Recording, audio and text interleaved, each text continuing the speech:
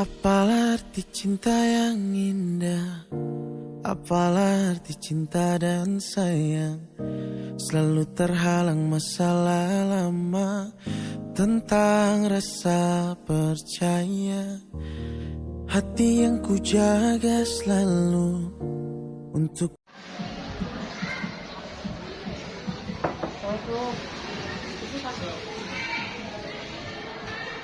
ada waktu kira-kira? Iya, silakan. Ya, Gimana Bapak kabarnya hari ini? alhamdulillah sehat. Bisa memberi kesehatan kepada saya. Amin. Dan kita semua juga dalam lindungan Allah Subhanahu Wa Taala. Bapak Jimmy, kebetulan kali ini saya memiliki sebuah tugas di demonstrasi kontekstual terkait dengan mewawancarai beberapa kepala sekolah, diantaranya saya memilih Bapak sebagai kepala sekolah saya sendiri. Bapak ada waktu hari ini Bapak? Iya, tidak ada. Istirahat. Kosong istirahat dulu. Jadi gini Pak, di modul 3.1 ini kami melakukan sebuah praktek pengambilan keputusan. Kira-kira nih Pak, berapa tahun Bapak sudah menjadi kepala sekolah Pak, kalau boleh tahu? Saya berapa tahun? Dari 2007 sampai sekarang hampir 13-14 tahun mungkin. Wah, cukup panjang ya Pak ya. Dan saya dengar juga prestasi-prestasinya Bapak, apalagi saya pernah dengan Bapak mengikuti dulu saya guru prestasi dan Bapak waktu itu kalau tidak salah menjadi kepala sekolah berprestasi. Luar biasa Pak Anggi. Dan dalam hal ini Bapak, kalau boleh saya ingin bertanya beberapa hal, salah satunya dari ini. Mungkin Bapak tidak berkeberatan menceritakan salah satu pengalaman Bapak sebagai kepala sekolah dalam pengambilan sebuah keputusan Bapak. Banyak hal sebenarnya yang dialami kepala sekolah untuk memutuskan sebuah keputusan terhadap satu masalah itu. Tetapi sebagai kepala sekolah yang tentunya punya leadership, maka keputusan itu pada dasarnya selalu mendasar pada aturan atau norma yang ada. Tetapi bukan tidak mungkin melihat situasi, kondisi, dan kemungkinan tujuan yang akan dicapai, sehingga hasilnya nanti diharapkan ke depannya. Jadi intinya adalah kita harus punya visi misi dalam sebuah tujuan memimpin, gitu ya Pak, kira-kira.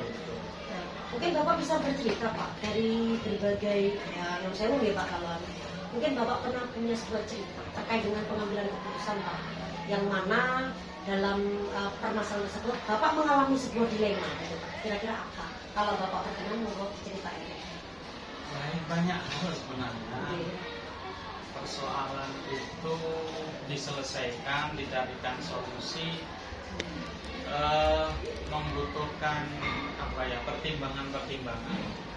Satu contohnya saja, hal yang biasa dialami di satu sekolah adalah contoh pengisian pada struktur keorganisasian sekolah. Tahapan-tahapan untuk memilih siapa wakasen, siapa kurikulumnya, siapa kesiswaan, tentu melihat kondisi dan pertimbangan-pertimbangan tertentu. Yang dalam hal ini kepala sekolah ya harus punya prioritas-prioritas. Satu contohnya bahwa yang menempati struktur itu seharusnya aturannya sesuai dengan daftar urutan kepangkatan itu. Nah, tetapi tidak selalu di situ kepala sekolah harus memilih siapa yang nomor 2, siapa yang nomor 3. Tapi ada hal-hal tertentu yang juga harus dipertimbangkan. Jadi itu merupakan dilema dari sebuah keputusan yang harus diambil kepala sekolah. Luar biasa Pak, dan saya yakin apa yang Bapak alami itu juga bisa dialami oleh kepala-kepala sekolah yang lainnya ya Bapak ya. Iya. Kemudian dari permasalahan yang tadi Bapak sampaikan Pak, kira-kira Bapak bagaimana mengidentifikasi masalah tersebut kok bisa merupakan dilema itu, kira-kira Bapak mengidentifikasinya seperti apa Pak? Yang perlu dipahami bahwa satu masalah, satu kasus itu perlu penyelesaian. Identifikasi itu bagi seorang kepala sekolah perlu.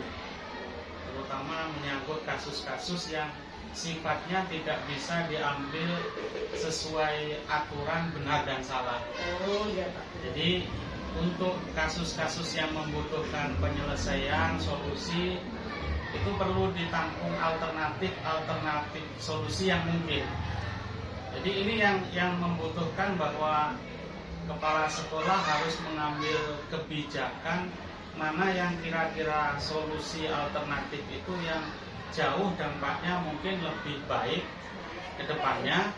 Kemudian juga bisa jadi itu harapan dari banyak stakeholder di sekolah itu. Intinya dilemanya karena sama-sama benar gitu Pak. Iya, iya. Ya, dan juga katanya Bapak tadi kita juga tetap aduk itu juga tidak boleh diabaikan, kurang lebih seperti itu ya Pak ya. Kemudian begini Bapak, terkait dengan Bapak telah mengidentifikasi permasalahan Bapak, kira-kira bagaimana Bapak menjalankan keputusan tersebut, terutama Pak, di mana kejadian yang tadi Bapak sampaikan itu benar versus benar, atau kita namakan dengan dilema etika. Bagaimana caranya Bapak menjalankan keputusannya? Baik, ini agak susah memang untuk masalah dilema etika ini, tetapi sekali lagi kepala sekolah tentunya butuh butuh wawasan dan juga butuh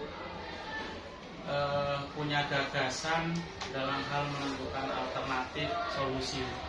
Karena memang ini biasanya berhubungan dengan orang banyak, berhubungan dengan orang banyak. Jadi tatkala kita mengambil keputusan ini benar, mana yang harus dipilih? Jadi kalau saya pribadi itu mendasarkan sekali lagi cantolannya dasarnya adalah aturan atau norma yang digunakan itu apa yang jadi dasarnya. Kemudian kalau misalkan ini lebih luas lagi karena kita tidak bisa mengambil keputusan sekali lagi masalah itu bisa benar bisa salah tapi ini sama-sama benarnya. Yang jadi pedoman kedua bahwa kadang keputusan ini tidak harus kepala sekolah sendiri yang mengambil.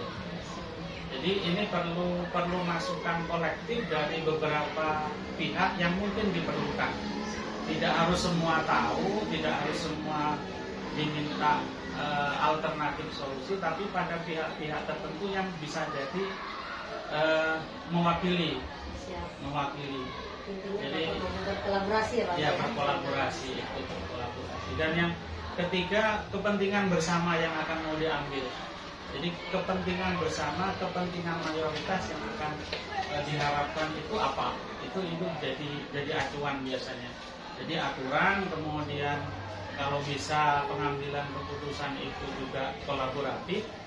Nah, kemudian alternatif yang ketiga ini mewakili kepentingan bersama dan kepentingan yang lebih baik nantinya. Terima kasih luar biasa Bapak yang tadi sampaikan terkait dengan bagaimana Bapak menjalankan pengambilan keputusan tersebut. Kemudian langkah-langkah atau prosedur seperti apa yang Bapak laksanakan terkait dengan pengambilan keputusan Bapak? Ambil tadi yang pertama untuk setiap kasus itu perlu diidentifikasi secara detail. Kemudian yang keduanya adalah melibatkan siapa yang terlibat dalam kasus atau masalah itu. Kemudian yang ketiga mencari informasi, fakta, data yang berhubungan dengan masalah itu. Ya. Kemudian yang selanjutnya menurut saya adalah mencarikan alternatif solusi yang mungkin, karena bisa jadi tidak satu. Nah, solusinya bisa jadi tidak satu. Jadi solusi itu apa saja yang memungkinkan bisa diselesaikan lewat mengatasi masalah itu. Kemudian dari beberapa alternatif solusi itu kita perlu uji juga di situ. Perlu pengujian sehingga ada prioritas mana yang akan diambil. Baik itu pengujiannya lewat aturan, bisa tadi kita lihat benar dan benarnya tadi pilihan itu, ataupun bisa juga benar salahnya sebelum yang terakhir mengambil kesimpulan yang akan diputuskan ya, Pak, ya. akan diputuskan. Luar biasa Bapak, jadi langkah-langkahnya sampai sangat terstruktur ya Pak, mulai dari kita mengidentifikasi sampai pada langkah akhir, yaitu bisa mengambil keputusan berdasarkan musyawarah seluruh stakeholder yang ada di sekolah tersebut ya Pak. Kemudian Bapak, hal-hal apa yang selama ini Bapak anggap efektif dalam pengambilan keputusan? Salah satu contoh seperti yang kasus tadi Bapak alami. Langkah-langkah efektif apa kira-kira Pak yang Bapak ambil dalam pengambilan keputusan tersebut? Langkah efektif biasanya yang saya gunakan adalah paling tidak aturan. Ini yang jadi dasar setiap pijakan mengambil keputusan, aturan. Jadi di aturan di situ baik itu apa ya?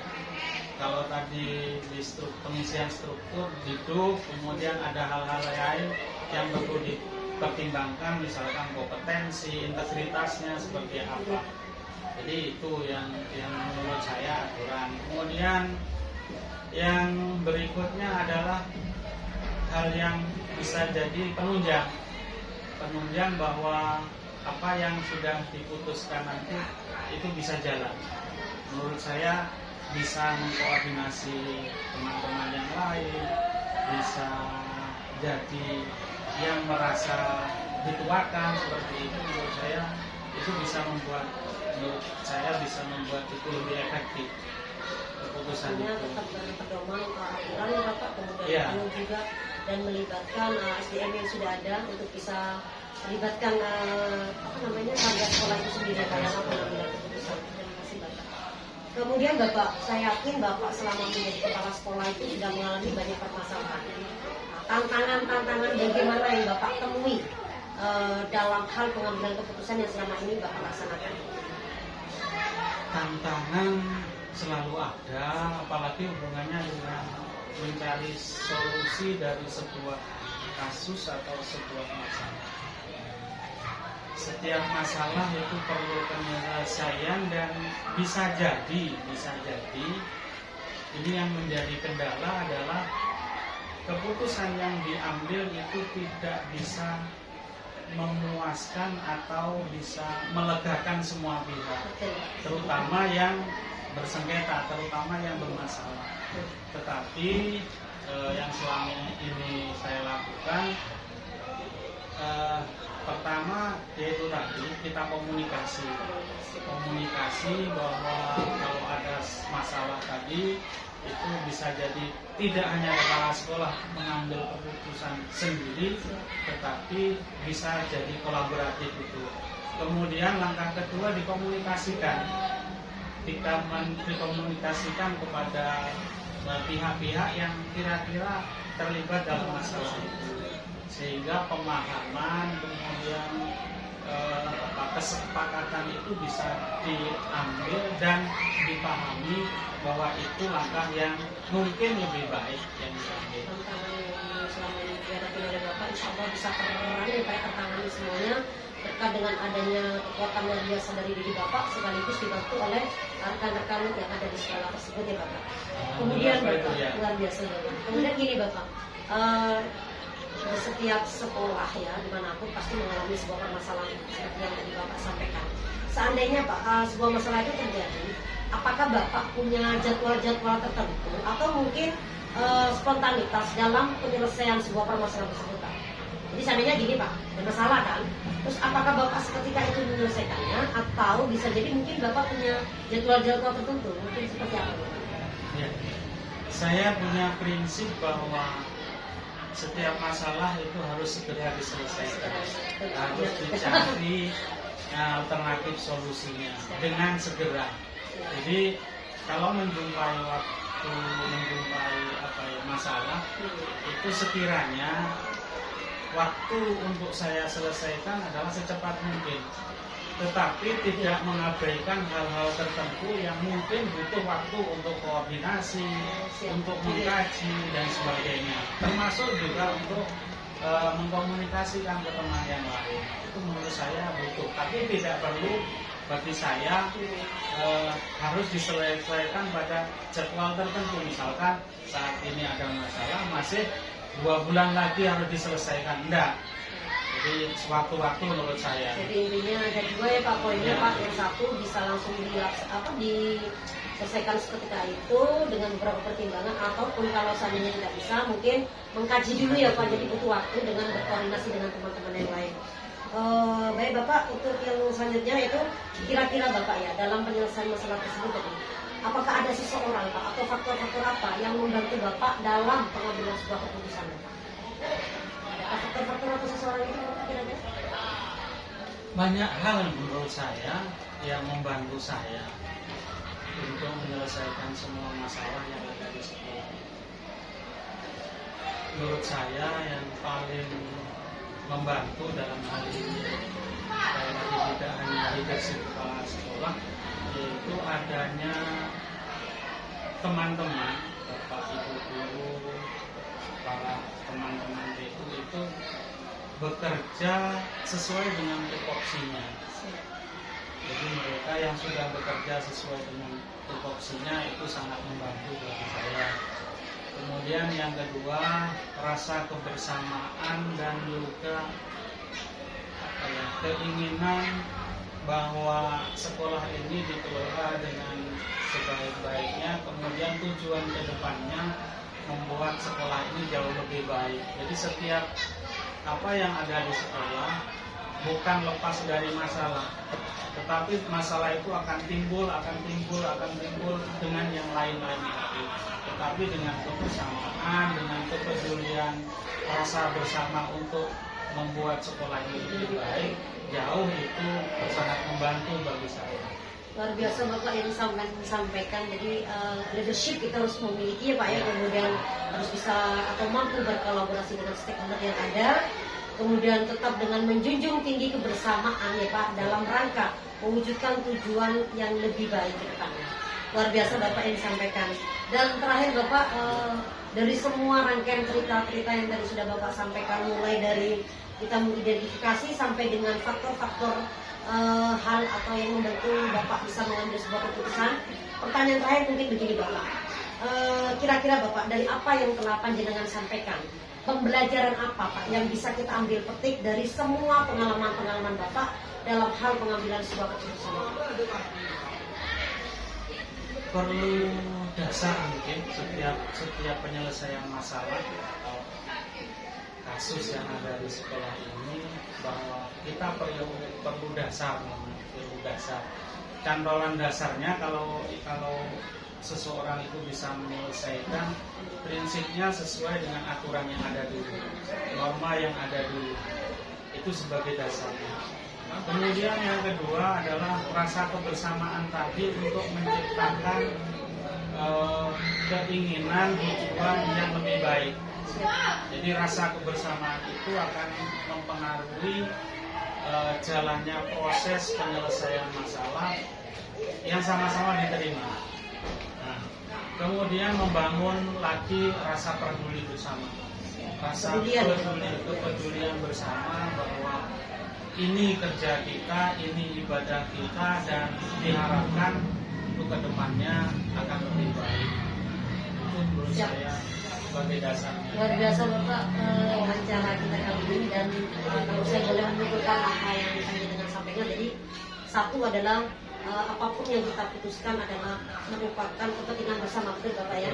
Kemudian di sana juga kita harus bisa mempertanggungjawabkan seperti yang tadi Bapak sampaikan, bahwa berdasarkan aturan atau norma yang sudah ada, dan tetap menjunjung tinggi sebuah kebersamaan, sehingga semua hal itu juga tidak lepas dari rasa peduli kita ya Pak ya. Jadi kalau kita nggak peduli, siapa lagi gitu kan. Terima kasih banyak Bapak atas wawancara kita pada pagi ini.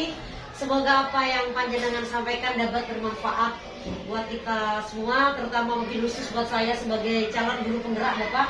Semoga setidaknya saya bisa mencontoh hal-hal praktek baik dan pengalaman baik yang telah Bapak ceritakan. Itu sekian dulu Bapak ya, matur sembahun Bapak. Assalamualaikum. Selamat malam. Dirimu yang mengeluh tentang pribadi yang selalu salah di pandanganmu sayang. Tapi ku tetap terus melangkah karena ku tak mau berpisah. Hilangkan semua curiga yang membuat kita terus berjarak. Percayalah pada diri.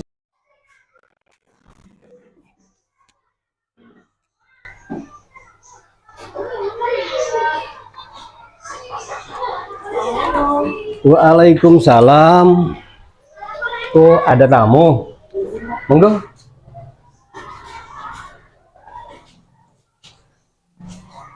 Tumben lama ndak pernah ketemu ini. Mohon maaf Pak. Iya. Alhamdulillah. Bapak, saya mau Pak, gimana kabarnya Bapak hari ini? Alhamdulillah baik. Ibu sendiri bagaimana? Alhamdulillah, saya dan juga semua keluarga alhamdulillah dalam keadaan sehat-sehat semuanya Pak, dan mudah-mudahan kita semua selalu dalam lindungan Allah SWT. Amin amin. Allahumma amin. Bapak begini, istilahnya Bapak ada waktu nggak hari ini? Istilahnya sebelum saya memulai kegiatan ya kemarin itu Pak, saya itu berpikir sesuatu Pak. Dalam calon guru penggerak sekarang ini kan kami memiliki sebuah tugas yaitu terkait dengan demonstrasi kontekstual Bapak. Ya. Ya, dan dimana dalam hal ini saya punya tugas untuk mewawancarai beberapa kepala sekolah. Iya. Dan ya gua mama Pak berpikir begini, saya kan kenal Pak Mahfud, beliau sangat biasa gitu Pak. Jadi di situ, iya. Ya nanti di situ deh saya insya Allah mau janjian dengan Pak Mahfud. Nah, dan setelah saya punya waktu, mohon izin Bapak kalau panjenengan tidak sibuk, saya ingin menanyakan beberapa hal terkait dengan pengambilan keputusan. Bisa Bapak? Oh bisa, untuk Ibu Hamama bisa. Insya Allah. Terima kasih Bapak. Jadi begini, sebelum memulai pertanyaan-pertanyaan selanjutnya, pertanyaan pertama yang ingin saya tanyakan, kira-kira Bapak sudah menjadi kepala sekolah itu berapa tahun Bapak? Kalau dihitung dari angkatan pertama, saya angkatan 2014, berarti sampai sekarang sudah 9 tahun. Sudah 9 tahun ya Pak, dari 9 tahun, sampai sekarang Pak. Ya Allah. Sudah 2 sekolah yang saya pimpin. Bukan hanya di sini ya Pak? Bukan hanya di sini. Sebelumnya di mana kira-kira? Sebelumnya saya di Plaza 2, kemudian 2018 akhir saya mutasi ke sini. Oh begitu ya. Jadi kalau dilihat dari prestasi-prestasi yang saya dengar, Bapak ini kepala sekolah yang sangat luar biasa, apalagi sudah pernah memimpin 2 sekolah ya Pak ya, seperti saat sekarang ini. Iya, masa luar biasa saya. Sangat luar biasa, saya dengar dari banyak orang Pak. Kemudian begini Pak, setelah Bapak menjadi kepala sekolah, saya yakin Bapak itu kan pasti mengalami sebuah permasalahan-permasalahannya nggak Pak? Oh pasti, pasti. Kalau Bapak tidak berkeberatan, Bapak mungkin bisa menceritakan salah satu permasalahan apa yang pernah menjadi dilema Bapak dalam memutuskan sebuah keputusan gitu ya Pak ya? Dan kira-kira bagaimana penyelesaiannya Bapak? Masalah yang apa itu ya? Soalnya masalah ini banyak sebenarnya. Apa yang terakhir ini saja? Oh iya ya Pak. Yang paling banyak. Mengambil sebuah keputusan ya berbeda-beda ya Pak. Mungkin gini Pak, yang paling terbaru yang ya menurut Bapak itu menjadi suatu momen yang tak akan bisa terlupakan di mana Pak? Oh iya. Ini secara kebetulan ini. Ketika saya mulai di sini 2018, 2019, 2020, saya menghadapi akreditasi sekolah di sini. Tentunya di situ kan banyak isian IDS apa itu. Dari situ, dari akreditasi sekolah alhamdulillah bisa mencapai A. Namun demikian ada poin-poin yang menurut saya di situ sangat minim penilaiannya. Artinya capaian penilaian yang kita capai di situ sangat minim, yaitu perpustakaan. Oh, terkait dengan perpustakaan, oke Bapak. Jadi kalau tadi sudah diceritakan Bapak, IDS-nya ya Pak ya? Iya. Dan itu sangat membuat Bapak resah juga ya Pak, karena istilahnya ada sebuah gedung di sini, kemudian kenapa kok nggak bisa dimanfaatkan sebaik mungkin, apalagi dengan nilai IDS yang seperti itu ya Pak? Iya. Terus kemudian bagaimana Bapak kira-kira penyelesaian yang panjenengan lakukan Pak terkait dengan hal tersebut? Iya. Akhirnya karena melihat itu, saya musyawarah dengan teman-teman dalam satu forum rapat dengan teman-teman, saya musyawarah.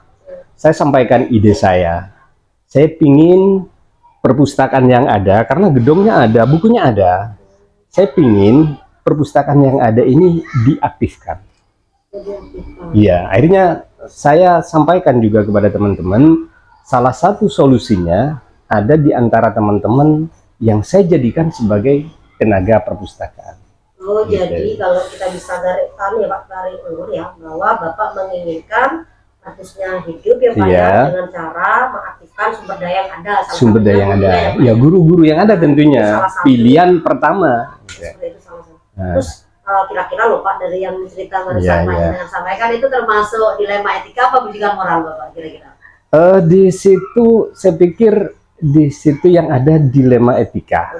Kalau bujukan moralnya itu saya kira minim, bahkan tidak ada. Karena kalau menurut saya, kalau bujukan moral ini kebijakan yang berhadapan dengan hukum. Di sini tidak ada. Jadi Bapak tadi sudah bisa mengidentifikasi bahwa permasalahan Bapak termasuk dalam kategori dilema etika ya Pak, karena tidak mengandung unsur pelanggaran hukum ya Pak. Pelanggaran hukum ya. Biasa Bapak. Kemudian Bapak setelah sampai tadi ceritakan, kira-kira bagaimana Pak ya menjalankan pengambilan keputusan tersebut atas permasalahan yang Bapak tadi hadapi? Begini, setelah saya mengidentifikasi permasalahannya, ternyata permasalahan utama itu adalah di tenaga perpustakaan. Kenapa perpustakaan kami tidak bisa jalan? Karena tidak ada tenaga perpustakaannya. Artinya pustakawannya tidak ada. Sehingga di situ saya harus mengambil keputusan dengan cara mengangkat tenaga perpustakaan. Mengapa saya harus mengangkat? Soalnya ketika saya minta teman-teman kita di sini untuk menjadi tenaga pustakawan, ini sudah luar biasa katanya kesibukan teman-teman terkait dengan tugas utamanya. Apabila mereka itu salah satu atau dua saya jadikan tenaga pustakawan, otomatis akan mengganggu tugas utamanya sebagai seorang guru.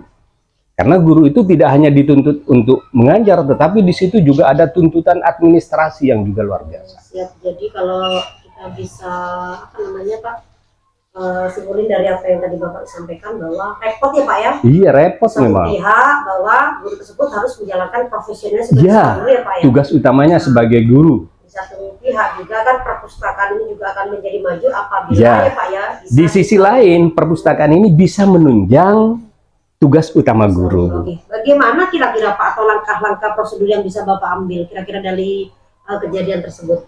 Langkah-langkahnya kira-kira seperti apa Pak? Pertama, saya melakukan pendekatan dengan teman-teman itu, kemudian di situ kita musyawarah, dan dari musyawarah komunikasi baik dengan teman-teman itu muncul ide. Mau tidak mau saya harus mengambil tenaga dari luar. Dan akhirnya saya lakukan itu. Mengambil tenaga. Iya. Kemudian setelah singkat cerita ini, setelah mengambil tenaga dari luar, tenaga yang saya ambil itu saya ikutkan diklat ke perpustakaan. Luar biasa Pak. Diikutkan diklat sampai dapat sertifikat dia layak menjadi petugas perpustakaan. Di bawah bimbingan Dinas Perpustakaan Kabupaten Sampang, akhirnya semuanya berjalan. Perpustakaan berjalan. Dan ini bisa kolaborasi dengan guru. Luar biasa Pak. Langkah-langkahnya sampean berarti tadi itu mengambil pustakawan ya Pak ya, kemudian diikutkan pendidikan yang sesuai dengan perpus tadi, dan juga yang paling penting bagaimana bisa berkolaborasi dengan perpusda ya Pak ya, perpustakaan daerah. Luar biasa Bapak langkah-langkahnya. Terus kemudian Pak, dari apa yang disampaikan tadi, kira-kira hal-hal efektif apa yang Bapak bisa lakukan terkait dengan pengambilan keputusan yang disampaikan oleh Bapak tadi? Hal-hal yang efektif itu menurut saya ya pertama kita harus mengidentifikasi permasalahannya ini, identifikasi masalah. Kemudian setelah teridentifikasi permasalahannya, kita lakukan refleksi, pemikiran bersama, perenungan bersama di situ, sehingga menemukan solusi bersama. Dengan musyawarah mufakat itu akhirnya ya tidak ada yang merasa dirugikan dan tersinggung di situ, karena ini solusi bersama. Akhirnya guru juga enak, tugas utamanya terbantukan dengan adanya perpustakaan, pustakawan juga ada di situ. Musyawarah dan kerjasama ini kunci utama menurut saya. Siap. Jadi intinya kata Bapak tadi bahwa manusia itu nggak bisa hidup sendiri, nggak bisa hidup sendiri. Pengambilan keputusan itu harus kita bisa berkolaborasi dengan baik ya, melakukan hal-hal apa yang ada di sekolah ya Pak ya. Terkait dengan apa yang tadi Bapak sampaikan ya Pak, ya dalam pengambilan keputusan pasti Bapak pernah mengalami tantangan-tantangan ya terkait dalam pengambilan keputusan. Kira-kira tantangan-tantangan apa Pak yang selama ini Bapak temukan, terutama mobil khusus terkait dengan permasalahan dilema etika perpustakaan tadi Bapak? Kalau tantangan memang banyak. Namun demikian kita harus memilih keputusan. Dalam kita memilih keputusan itu, memang ini harus berdasarkan beberapa hal. Pertama, keputusan yang kita ambil ini harus berpihak kepada kepentingan bersama. Kepentingan guru, kepentingan siswa, kepentingan masyarakat atau wali murid. Semuanya harus bisa terangkum ke dalamnya. Kemudian keputusan yang kita ambil harus bisa dipertanggungjawabkan. Ini yang paling penting juga. Yang tidak kalah penting dari semua keputusan itu harus mengandung nilai-nilai kebaikan. Itu yang kita Pak. Jadi harus benar-benar bisa mengandung nilai-nilai kebaikan. Betul Pak. Kemudian Pak ya, terhadap permasalahan-permasalahan yang terjadi saat ini Pak ya, juga yang tadi perpustakaan Pak, kira-kira ya Pak ya, bagaimana Bapak menyelesaikannya? Artinya begini, apakah Bapak menyelesaikan permasalahan tersebut langsung ya Pak, atau mungkin Bapak punya jadwal-jadwal tertentu dalam penyelesaian masalah tersebut Bapak? Dalam menyelesaikan permasalahan-permasalahan seperti itu ya tergantung situasi dan kondisi. Kalau jadwal khusus tidak ada jadwal khusus. Jadi misalnya ada satu permasalahan kira-kira mampu diselesaikan pada waktu itu, ya kita selesaikan pada waktu itu. Kenapa harus ditunda? Waktu itu juga harus diselesaikan ya Pak. Jadi ataupun misalnya ternyata tidak tuntas pada hari itu, siap. Ya kita tunda pada pertemuan berikutnya. Seranya di situ juga kita masing-masing pihak bisa menenangkan dan yakin dengan komunikasi yang baik, insya Allah akan ada solusi yang baik. Luar biasa Bapak, semangat ya, betul-betul Bapak. Jadi intinya jadwal itu kan tergantung situasi kondisi ya Pak ya. Jadi apabila bisa langsung diselesaikan ya diselesaikan saat itu ya Pak. Apabila tidak bisa ya disesuaikan dengan kondisi situasi ya. Kemudian Bapak ya, jadi dalam penyelesaian tadi istilahnya pasti ada seseorang Pak atau faktor-faktor apa Pak yang selama ini mempermudah atau membantu Bapak dalam pengambilan keputusan Pak? Kalau menurut saya pendekatan dan komunikasi yang baik. Pendekatan terhadap pihak-pihak terkait, kemudian komunikasikan yang baik. Karena kadang permasalahan itu timbul karena kesalahpahaman. Kesalahpahaman itu karena miskomunikasi. Apabila sudah ada komunikasi, insya Allah akan ada solusi. Jadi intinya adalah bagaimana faktornya komunikasi ya, komunikasi yang baik, komunikasi dan baik dan musyawarah. Dan finalnya adalah musyawarah mufakat. Betul Bapak, terima kasih. Kemudian dari semua rangkaian cerita luar biasa Pak, saya sangat terinspirasi dengan cerita yang Panjenengan telah sampaikan. Pertanyaan terakhir Pak, dan ini saya tunggu-tunggu dari Panjenengan. Dari semua hal yang telah disampaikan oleh Bapak, kira-kira nih Pak ya, pembelajaran apa yang dapat kita petik dari semua pengalaman pengambilan dari Bapak mengambil sebuah keputusan Bapak? Banyak sebenarnya, namun ini yang perlu digarisbawahi. Perlu jiwa yang tenang memang ini, jiwa yang tenang. Biar nggak salah. Iya, biar nggak salah.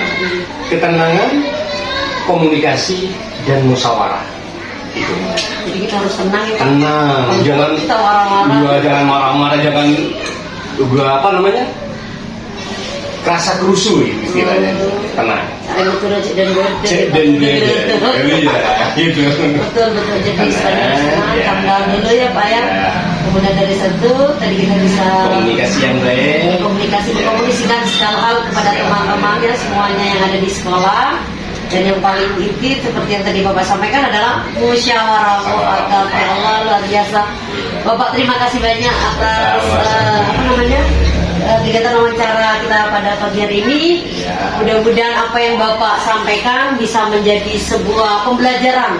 Dan juga pastinya Pak, saya ini kan calon guru penggerak. Saya ingin meniru seperti Bapak loh Pak. Gitu. Insya Allah. Yang positif silakan diambil, yang kurang positif, yang kurang baik abaikan saja. Nah, saya rasa cukup sekian dulu Bapak. Terima kasih atas waktunya Bapak. Sampai sekian dulu, sambung lagi kapan-kapan nih Pak nggih. Assalamualaikum warahmatullahi wabarakatuh. Ku kan selalu menjagamu hingga akhir hidupku. Malam bantu aku untuk luluhkan dia, bintang bantu aku untuk tenangkan dia dari rasa cemburu, dari rasa curiga, karena hati ini ku simpan hanya untukmu. Tenangkan dirimu, kau terlalu jauh. Sebenarnya aku tak seburuk itu. Semua perjuanganku di belakang dirimu, semata karena ku tak mampu hidup tanpamu.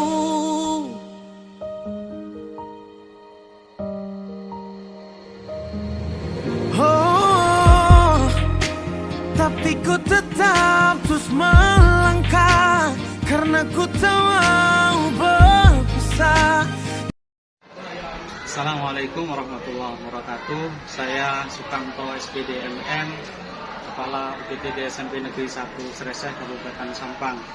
Saya sangat mengapresiasi atas kegiatan yang telah dilakukan oleh Ibu Siti Hamamah SPD mengenai wawancara pengambilan keputusan.